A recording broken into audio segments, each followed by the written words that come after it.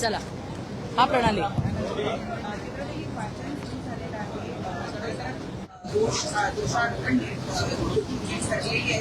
आधीच सांगितली गेलेली आहे. आज शिक्षा सुनावली जाणार आहे. काय मागणी आहे या संपूर्ण प्रकरणामध्ये? काय शिक्षा सुनावली? नसरापूरच्या केसमध्ये या हरामखोर विकृत नराधमाला मरेपर्यंत फाशी व्हावी ही आमची मनापासूनची इच्छा आहे आणि ती प्रत्येक वेळेला आम्ही म्हणून दाखवलेली आहे. मला तुम्हाला सांगायचंय, फाशी दिली. अत्यंत महत्वाचा असा निर्णय माननीय कोर्टाने दिलेला आहे आणि मी त्यांचं मनापासून अभिनंदन करीन. नसरापूरच्या केसमध्ये सगळ्या यंत्रणा आणि सरकार यांचं मी अभिनंदन करेल की ज्या पद्धतीने या केसचा तपास केला गेला आणि आज शेवटी आपण ज्या निकालाची वाट बघत होतो त्या नसरापूरच्या केसमध्ये या विकृत नराधमाला माननीय कोर्टाने फाशीची शिक्षा त्या ठिकाणी सुनावली आहे.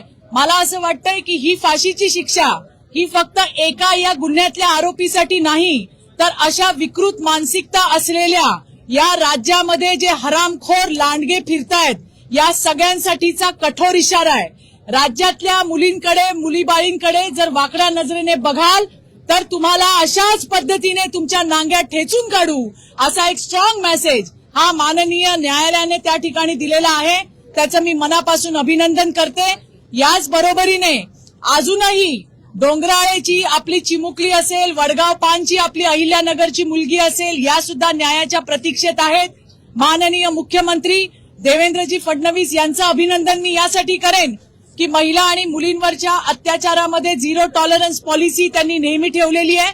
मला या ठिकाणी प्रकर्षाने सांगायचंय की आपल्याला कल्पना असेलच की आज राज्यामध्ये 250हून जास्त फॉरेन्सिक व्हॅन या त्या ठिकाणी प्रत्येक जिल्ह्यामध्ये फिरतायत आणि त्यामुळे आज लैंगिक अत्याचारासारख्या प्रकरणामध्ये अत्यंत महत्वपूर्ण ठरल्या जाणाऱ्या फॉरेन्सिक इव्हिडन्स हे आता त्याच ठिकाणी आपल्याला कलेक्ट करता येत आहेत आणि हे सगळे पुरावे अशा केसेसमध्ये महत्वपूर्ण ठरतायत ज्याचा उपयोग नसरापूरच्या केसमध्ये सुद्धा त्या ठिकाणी झाला.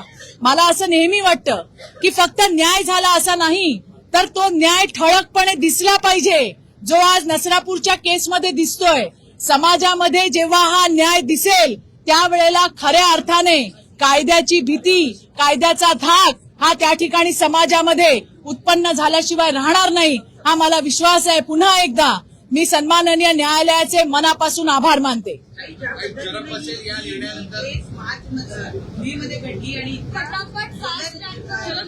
मला हेच सांगायचंय की आपण बऱ्याचदा केसेस होतात त्यावेळेला आपण हे म्हणतो की आम्ही ही केस फास्ट ट्रॅक वरती चालवू.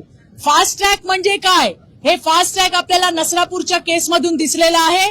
येणाऱ्या दिवसामध्ये अशाच पद्धतीच्या केसेस ज्या आहेत या सगळ्या फास्ट ट्रॅक वरती चालवल्या जातील हा मला विश्वास आहे आणि अगदी कमी कालावधीमध्ये असल्या नराधमांच्या लांडग्यांच्या नांग्या ठेचायचं काम हे शासनाच्या माध्यमातून त्या ठिकाणी होईल.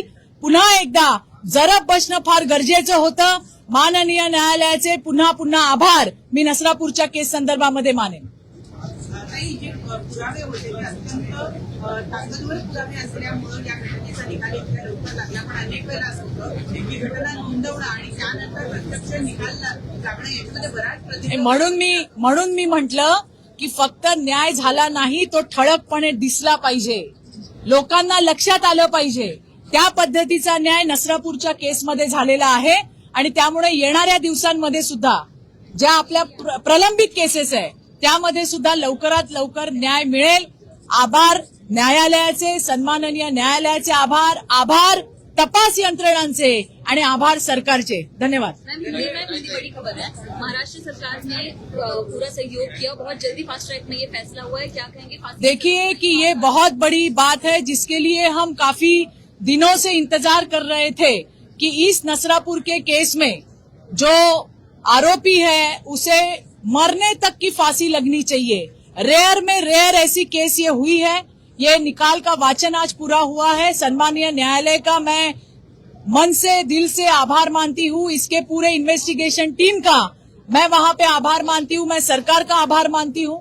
ये महाराष्ट्र में मुख्यमंत्री देवेंद्र जी फडणवीस जिनका जीरो टॉलरेंस पॉलिसी ये महिला और बच्चियों के साथ हुए अत्याचारों के बारे में है और उसी प्रकार से आप देख रहे हैं कि नसरापुर का जो केस का रिजल्ट है वो आ चुका है।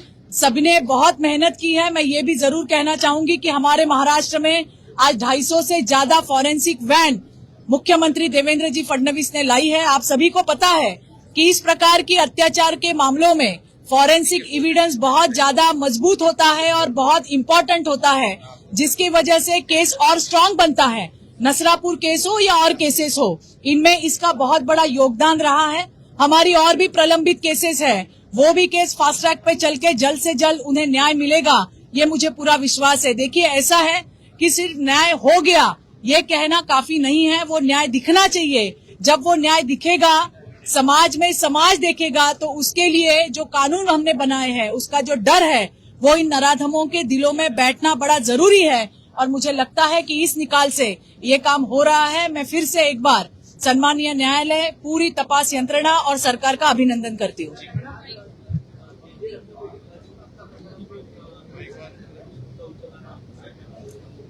बघा, असं आहे, माझी लक्षवेधी त्या ठिकाणी लागलेली आहे। सविस्तर मी त्या ठिकाणी बोलणार आहे। ज्या पद्धतीने आपल्या पदाचा गैरवापर केला गेला, असल्या लोकांना त्या ठिकाणी राहण्याचा अधिकार नाही। फक्त दंड ठोकून आणि फक्त सक्तीच्या रजेवर पाठवून जमणार नाही। यांचं निलंबन व्हायला पाहिजे, यांना काढून टाकलं पाहिजे। बऱ्याच लोकांच्या त्या ठिकाणी तक्रार आलेल्या, सरकारी रक्त कशा पद्धतीने खाजगी रक्तपेढ्यांना विकत आलंय, म्हणजे रक्त विकण्याचं पाप या नराधमांनी केलंय, त्याला त्याची शिक्षा मिळायला पाहिजे। आणि आज त्या माध्यमातून मी आज लक्षवेधीच्या माध्यमातून सरकारचं या विषयाकडे लक्ष वेधणार आहे। थँक्यू। उसके ऊपर सरकार अपना जवाब देगी।